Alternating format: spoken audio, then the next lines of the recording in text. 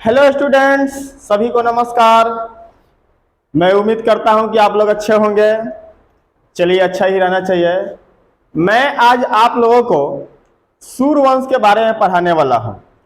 तो एक्चुअली में हम लोग पढ़ रहे थे मुगल काल, और मुगल काल के बीच में आता है सूर्यवंश।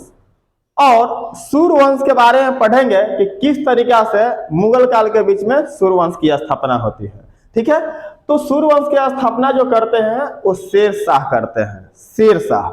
अब आइए, 1540 से लेकर 1555 तक सूर्यवंश का शासन रहता है। और यदि शेर शाह की बात की जाए तो 1540 से 1545 तक रहते हैं। 1540 से 1545 तक।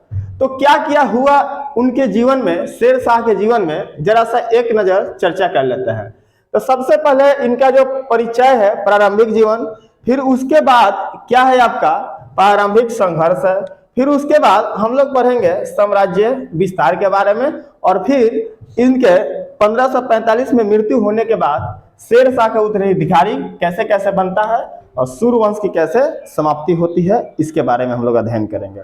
चलिए, तो आइए हम लोग समय को ज्यादा नहीं लेते हुए हम लोग अपना टॉपिक को शुरू करते हैं। आइए, तो यदि जन्म की बात की जाए तो आपका 1472 और 1486, मैंने दो इनका डेट ऑफ बर्थ लिखा हूं। तो किस लिए लिखा हूं तो समझिएगा कि किस लिए लिखा हूं। तो इसका जो है डेट को लेकर कंफ्यूजन है अभी तक, क्योंकि परमात्मा शरण बोलते हैं कि 1472 में इनका जन्म हुआ था, और डॉक्टर कनिंगो का कहना है कि ये 1486 में जन्म हुआ था। तो डेट को लेकर इनका कंफ्यूजन रहता है, और परीक्षा में आपका एग्जाम में डेट बहुत कम आता है। ये पूछ लिया जाता है कि कौन से व्यक्ति क्या बोले थे इनको डेट को लेकर। जैसे इस तरीका से 1472 इनका जन्म हुआ, ये किसने बोला था तो परमात्मा शरण, और 1486 कौन बोले थे तो डॉक्टर कनिंगो। आइए, इनका बचपन का नाम क्या था तो फरीद खां था, फरीद खां। और पिता का नाम क्या था हसन खां, पिता का नाम हसन खां था, हंसते रहते थे हसन खां। चलिए, शिक्षा कहाँ हुआ इनका जौनपुर में हुआ, प्रारंभिक शिक्षा कहाँ हुआ जौनपुर में हुआ। अब ये शिक्षा से यहाँ पर एक कहानी है। होता क्या था, इनके पिताजी जो है 8 शादी किए थे, और पहली पत्नी की बेटा फरीद खां था, पहली पत्नी का बेटा फरीद खां था। तो पिताजी के साथ इनका जो व्यवहार था वो अच्छा नहीं था, इसलिए क्या हुआ कि यह छोड़कर भाग जाते हैं जौनपुर, और वहीं पर अपना प्रारंभिक शिक्षा लेते हैं, ग्रहण करते हैं जौनपुर में।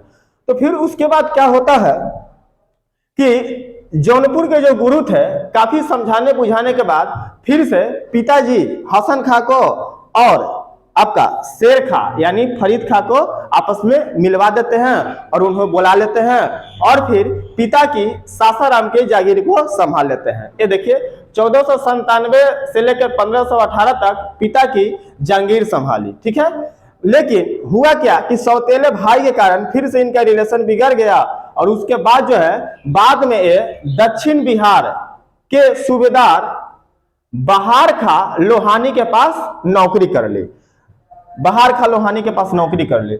अब देखिए, यहां पर लिखा था मैंने, बहार खां लोहानी ने शेर खां की उपाधि दिया था फरीद खां को। अब कैसे दिया था जरा समझिएगा। तो गया था यहां नौकरी करने बहार खां लोहानी के पास, तो बोला जाता है कि निहत्थ थे, एक क्या करते थे शेर को मार देते थे, या फिर एक ही तलवार की धार से शेर को मार देते थे, इसलिए फरीद खां को शेर खां की उपाधि दिया जाने लगा। ठीक है, किसके द्वारा तो बहार खां लोहानी के द्वारा। अब आगे क्या होता है दोस्तों, आगे समझिएगा। तो बहार खां मोहम्मद खां के नाम से दक्षिण बिहार का स्वतंत्र शासक अपने आप को घोषित कर लेता है, स्वतंत्र शासक अपने आप को घोषित कर लेता है। और उसके बाद क्या होता है कि बहार खां के जो उनके दरबारी लोग थे वो शेर शाह के खिलाफ, शेर खां के खिलाफ इसका कान भरने लगे कि ये आपका मतलब कि आपको गद्दी से हटा देगा, आप खुद साम्राज्य अधिकार कर लेगा। तो ये सब बात सुनकर उनको रहा नहीं गया, और वहां से निकल के अब चल जाते हैं शेर खां, कहां चल जाते हैं तो बाबर की सेना में शामिल हो जाते हैं। तो बाबर की सेना में शामिल हो गया था क्योंकि ये अफगान मुसलमान थे, ये अफगान मुसलमान थे। चलिए, और ये लोग तुर्क थे।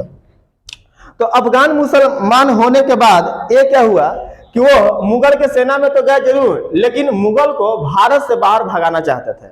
ठीक है, भारत से बाहर भगाना चाहते थे। तो वहां पर जाके शामिल हो जाते हैं चंदेरी के युद्ध में। और चंदेरी के युद्ध में एक मतलब की लाइन बोलते हैं, वो क्या बोलते हैं जरा से समझिएगा। अगर भाग ने मेरी सहायता की और सौभाग्य मेरा मित्र रहा, सौभाग्य मेरा मित्र रहा, तो मैं मुगलों को हिंदुस्तान से सरलता से क्या करूंगा, बाहर निकाल दूंगा। कहने का मतलब मुगल इतना भी ज्यादा ताकतवर नहीं है कि मैं उन्हें हरा नहीं सकता हूं। किस युद्ध में बोले थे, तो चंदेरी के युद्ध में। चलिए चंदेरी के युद्ध में, चलिए इसके बाद क्या होता है, यहां से युद्ध लड़ने का शिक्षा उच्छा ग्रहण कर लेते हैं, सेना में शामिल होकर उसके। चलिए उसके बाद क्या होता है कि शेर खां पुनः मोहम्मद शाह के पास आ जाता है पुनः, और फिर से मोहम्मद शाह को वो स्वीकार लेते हैं। हालांकि जनता लोग बोलता है मोहम्मद शाह का कि अभी वो बाबर के सेना में गया हुआ था और फिर से हम लोग के सेना में आ गया, फिर से विश्वासघात कर सकता है। लेकिन दरबारी लोग को नहीं सुनते हुए मोहम्मद शाह ने शेर खां को क्या कर लिया, अपना लिया। अब आइए अपना लिया और उसके पुत्र जलाल खां का संरक्षक बना दिया गया। जलाल खां का संरक्षक बना दिया गया। जलाल खां किसका पुत्र था, तो मोहम्मद शाह का पुत्र था। चलिए अब आगे आते हैं। तो मोहम्मद शाह के कुछ दिन बाद मृत्यु हो जाती है और मोहम्मद शाह के मृत्यु के बाद उसकी पत्नी विधवा दूदू बेगम से शेर खां ने शादी कर लेता है, विवाह कर लेता है। तो विवाह करने के बाद अब उसका पूर्ण साम्राज्य पे क्या हो जाता है, कब्जा हो जाता है, वही शासक बन जाते हैं। यहाँ देखिए अब शादी होने के बाद दूदू बेगम ने जलाल खां के संरक्षक और वहां के दक्षिण बिहार के प्रधान शासक बना दिया, प्रधान शासक बना दिया। अब आगे चलिए। तो इस बात से मतलब कि मोहम्मद शाह के दरबारी लोग दुखी थे, वो नहीं चाहते थे कि क्या शेर खां क्या बने, मतलब कि प्रधान शासक बने। तो उसके बाद क्या होता है, जलाल खां को भी पसंद नहीं था। तो जलाल खां बाद में क्या किया, अपने सरदारों के साथ बंगाल चला गया। ठीक है, तो उसके बाद शेर खां दक्षिण बिहार के वास्तविक शासक बन गया और अपने आप को एक उपाधि धारण किया। उस उपाधि का नाम है हजरत ए आला। तो याद रखेंगे दोस्तों कि हजरत ए आला की उपाधि किसने धारण की थी, तो शेर खां, शेर शाह सूरी एक ही नाम है। चलिए, या फिर फरीद खां बोल सकते हैं। चलिए अब आइए। तो यहां से जीतने के बाद आपका दक्षिण बिहार में सत्ता को हासिल कर लेता है। इसके बाद पहुंचता है 1530 में चुनार के किला को जीतने के लिए। तो चुनार के किलेदार उस समय कौन थे, तो ताज खां थे। कौन थे, ताज खां। तो ताज खां मर चुके थे, लेकिन उसकी विधवा लाड मलिका थी। लाड मलिका, इसको लाड बेगम भी बोला जाता है। तो लाड मलिका से फिर से वह क्या कर लेते हैं, विवाह कर लेते हैं। तो पहला शादी इसने दूदू बेगम विधवा से किया और दूसरा शादी जो है किससे किया, तो लाड मलिका, ये भी एक प्रकार के क्या थे, विधवा थे। किसकी, ताज खां। तो इस तरीका से आपका चुनारगढ़ के किला पर भी क्या कर लेता है, अधिकार कर लेता है। अब आगे आते हैं। अब इनके जीवन में कुछ प्रारंभिक संघर्ष होता है। अब देखिए प्रारंभिक संघर्ष इसका क्या है। तो 1532 में अफगान शासक महमूद लोदी, जो कि इब्राहिम लोदी का भाई था, उसको हुमायूं और महमूद लोदी को जब युद्ध हुआ था तो उसमें शेर शाह ने इसका सपोर्ट किया था, महमूद लोदी का सपोर्ट किया था। तो इसकी बात पता चल जाता है कि इसको हुमायूं की शेर शाह ने इसका क्या कर रहा है, सपोर्ट कर रहा है। इस युद्ध में मोहम्मद लोदी की पराजय हो जाती है और उसके बाद शेर शाह जो है जाकर छुप जाते हैं चुनारगढ़ के किला में। तो उसका पीछा करते हुए आपका हुमायूं पहुंचता है 1532 में चुनार के किला को जाकर घेर लेता है। ठीक है, यहाँ देखिए लिखा हुआ है, हुमायूं द्वारा चुनार का घेरा। बहुत मतलब कि कुछ समय तक घेराबंदी किए हुए रहा, हालांकि युद्ध नहीं हुआ। तो बाद में क्या होता है, इन दोनों के बीच संधि हो जाती है, दोस्ती हो जाती है। दोस्ती होने के बाद क्या होता है, ये शेर शाह अपने पुत्र कुतुब खां को हुमायूं की सेवा में भेज देते हैं। ठीक है दोस्तों, चलिए। तो यहाँ पर क्या होता था, कहा जाता है हुमायूं यदि यहाँ पर क्या मतलब कि संधि नहीं करके यहाँ पर युद्ध कर लेता और विजय प्राप्त कर लेता तो आगे का इसका रास्ता हुमायूं का क्या रहता, क्लियर लेता। लेकिन यहाँ पर क्या कर लिया, इसने संधि कर लिया। अब आगे आइए। 1534 में सूरजगढ़ युद्ध, शेर खान ने बंगाल पर विजय प्राप्त कर ली। 1534 में सूरजगढ़ का युद्ध हुआ और शेर खान ने बंगाल पर क्या कर लिया, विजय प्राप्त कर लिया। तो इस तरीका से बिहार पर विजय प्राप्त कर लिया, बंगाल पर विजय प्राप्त कर लिया। अब वो बढ़ना चाहते थे उत्तर पश्चिम की ओर। चलिए, उसके बाद क्या होता है कि अब पता चलता है हुमायूं को कि वह तो मतलब कि बिहार और बंगाल का एक मजबूत शासक के रूप में उभर रहा है। यदि हमें बहुत दिन तक शासक करते रहना है भारत पर, तो सबसे पहले शेरशाह को क्या करना पड़ेगा, पराजय करना पड़ा। ये बात कौन सोचा, हुमायूं ने सोचा। तो हुमायूं अब आता है शेरशाह को हराने के लिए बंगाल के अभियान पर निकलता है, जब वह गुजरात के मतलब कि युद्ध को जीत लेता है।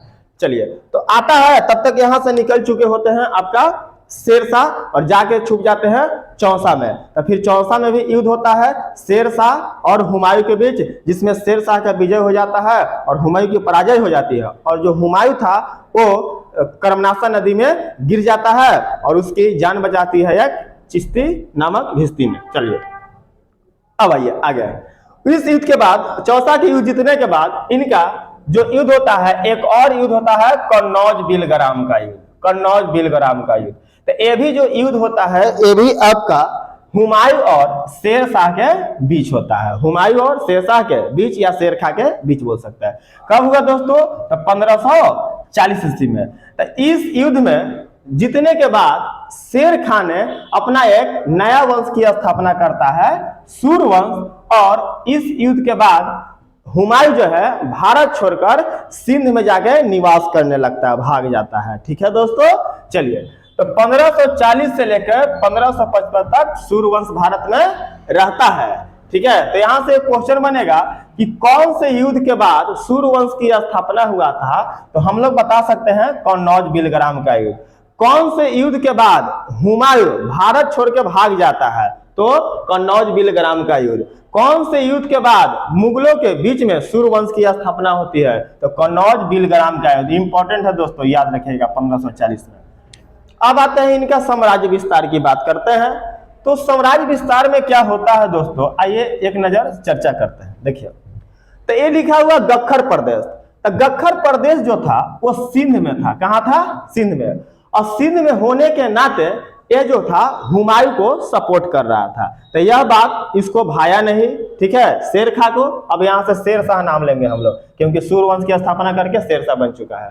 चलिए, तो गख्खर प्रदेश 1541 ईस्वी में पेशावर में जाकर इस विद्रोह को दबाने का प्रयास करता है, लेकिन पूरी 100% दबा नहीं पाता इस विद्रोह को शेरशाह ने। ठीक है, फिर उसके बाद बंगाल में विद्रोह शुरू हो जाता है और बंगाल के विद्रोह को दबा देते हैं 1541 ईस्वी में। इसके बाद वो दोनों को देखते हुए मालवा के मल्लू खा, उनका एक और उपनाम था कादिर खा, ये क्या करते हैं, अपने आप को आत्मसमर्पण कर देते हैं। चलिए, उसके बाद रायसीन का युद्ध होता है 1541 में राजा पूरनमल के साथ। आइए, यहाँ पर एक कहानी है, मैं वो कहानी आप लोगों को सुना देता हूँ। राजा पूरनमल के किले को क्या करता है, घेर लेता है। ठीक है, कौन, शेरशाह। तो बहुत दिन तक घेरे हुए रहता है, लेकिन युद्ध नहीं होता है।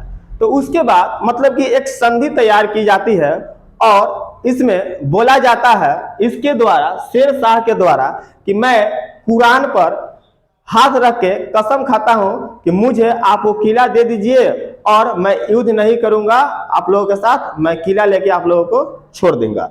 और इसका सामना करते हुए यह बात सुन के राजा पूरनमल बाहर आते हैं और बाहर निकलते हैं और एक कैंप में जाके छुप जाते हैं। लेकिन ये शेरशाह ने क्या किया कि तो भी युद्ध कर लिया, कुरान पर हाथ रख के कसम खाने के बाद भी, और बहुत सारे लोगों को मारने लगा, जिसमें उसने पहले महिलाओं को सुरक्षित किया। जो महिला को थे उसको जौहर प्रथा के प्रति वो करने के लिए कहा।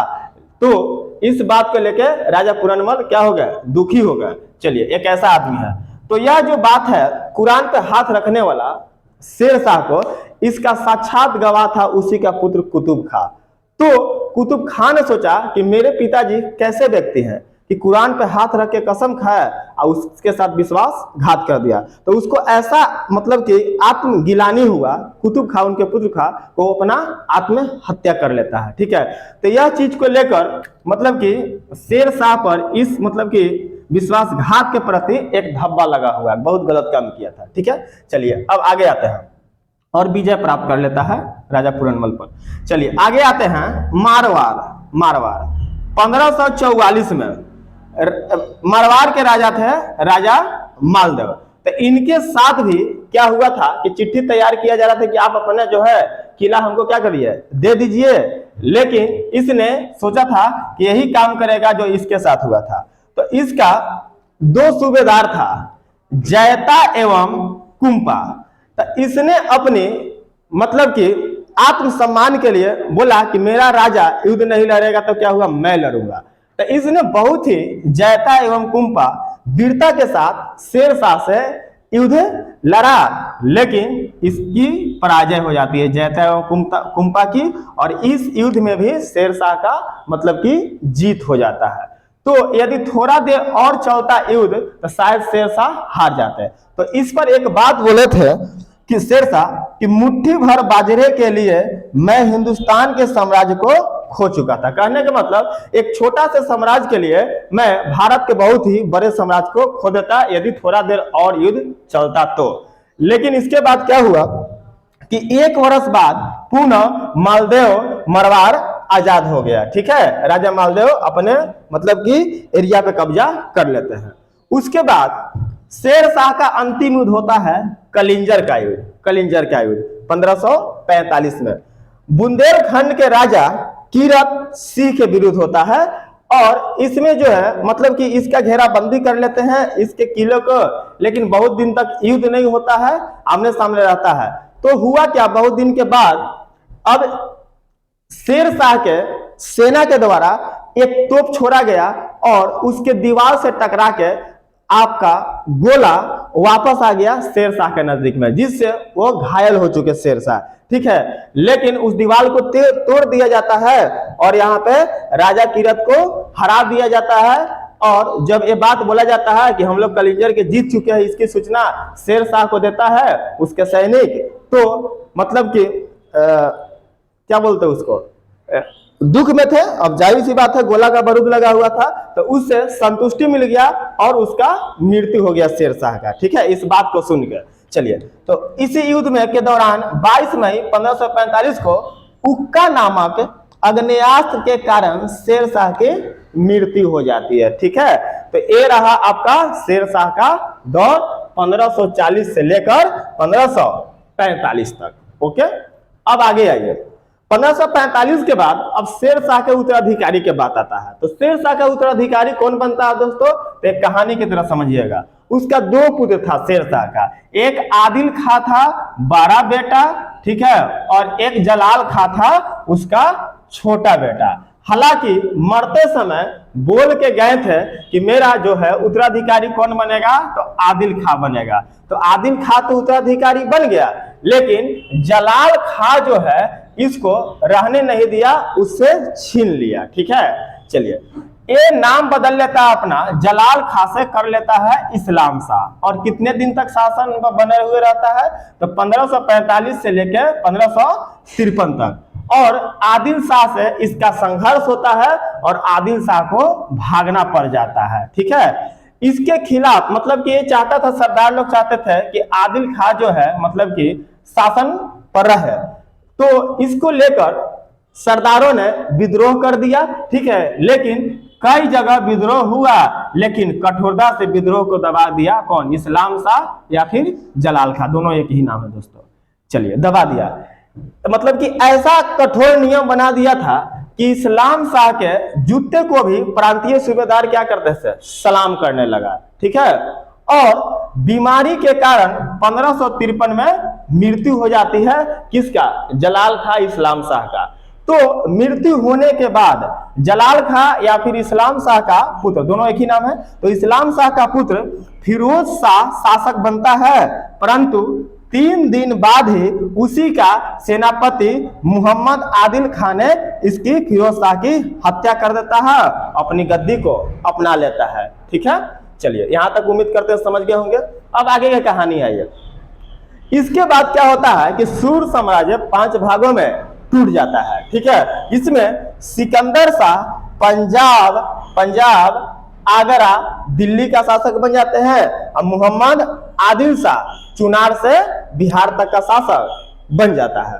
उसके बाद क्या होता है, यह बात पता चलता है हुमायूं को कि अब शेर शाह मर चुका है और उसका मतलब कि पुत्र भी मर चुका है और उसका साम्राज्य था वो 5 भागों में बट चुका है। तो जब साम्राज्य 5 भागों में बट चुका है तो अब कमजोर हो जाएगा। ठीक है, तो इसकी मतलब कि लाभ उठाकर आता है दोबारा भारत में पुनः आगमन होता है हुमायूं का, और आपका आता है और युद्ध होता है आपका सिकंदर शाह से। किससे युद्ध होता है? सिकंदर शाह से। कब होता है दोस्तों? 1555 में। और सिकंदर शाह को पंजाब में युद्ध होता है और पराजित कर देता है और पुनः मुगल वंश का स्थापित कर देता है 1555 में। हालांकि 1555 में हुमायूं आता है, अपने सत्ता को स्थापित करता है, अब 1556 में ही मृत्यु हो जाती है 1 वर्ष के बाद, दीन पनाह पुस्तकालय के सीढ़ियों से गिरने के बाद। ठीक है, तो ये था आपका शेर शाह के बारे में, और इसको मैं 2 क्लास में खत्म करूंगा। आज का क्लास लिया और उसके बाद एक और क्लास इसमें खत्म करने में लगेगा। अगले क्लास में हम लोग प्रशासन के बारे में पढ़ेंगे जहां से इसका क्वेश्चन आता है। तो उम्मीद करते हैं कि आपका सूर्यवंश का वीडियो या क्लास आपको समझ में आएगा। दोस्तों व्यू नहीं आ रहे हैं, लाइक नहीं आ रहे हैं, तो आप लोग यदि समझ में आ रहा है आप लोग को तो शेयर कीजिए और सब्सक्राइब कीजिए चैनल को। चलिए आज के लिए यहीं तक।